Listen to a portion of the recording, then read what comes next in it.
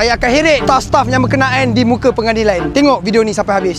Hei, rupanya banyak kes budak-budak pecah amanah makan duit haram bagi anak bini makan daripada sumber yang haram. Assalamualaikum guys, syukur Alhamdulillah. Hari ni ada dua kes saya baru sahaja buat report di Balai Polis Sungai Besi. Kes yang pertama, customer ni beli tayar, beli fork servis minyak hitam. Harga RM739. Customer ada bagi tahu kenapa tak bayar melalui kad akaun company. Tapi staff bagi tahu akaun company problem. Tak apa, abang bayar saja dekat akaun saya, nanti saya bagi resit kat abang. Lepas tu customer bagi tahu sampai ke hari ni dia tak dapat resit tu. Jadi dia nak claim pun tak boleh. Kes yang kedua sama juga. Ini adalah buat dyno dan ada tukar barang sikit lah. Harga RM180 masuk ke akaun personal juga. Ok guys, ini baru saja dua kes yang saya buat report. Akan ada lagi kes-kes yang saya akan report. Dan saya ada baca juga komen. Ramai yang komen, untung banyak, bagi RM3,000 je ke? Astaghfirullahalazim. Guys, kita tak boleh menghalalkan benda yang haram. Pecah amanah ni bukan perkara yang dibuat main. Boleh jatuh seksyen 405 hingga 409.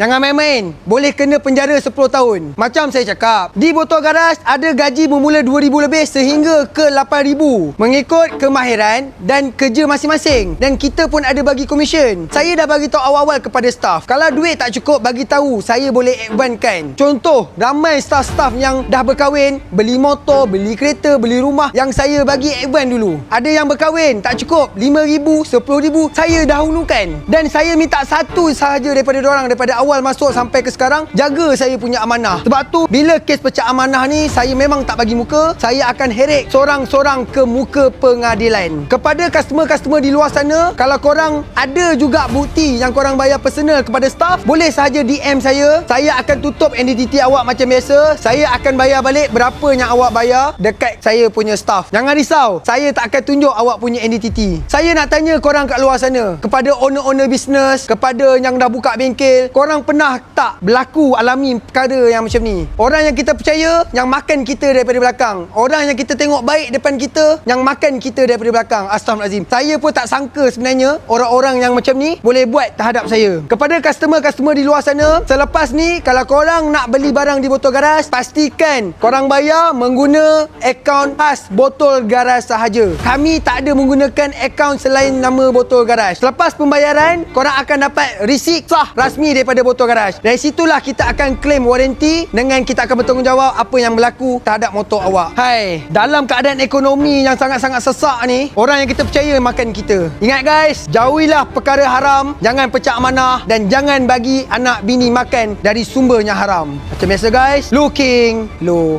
mari.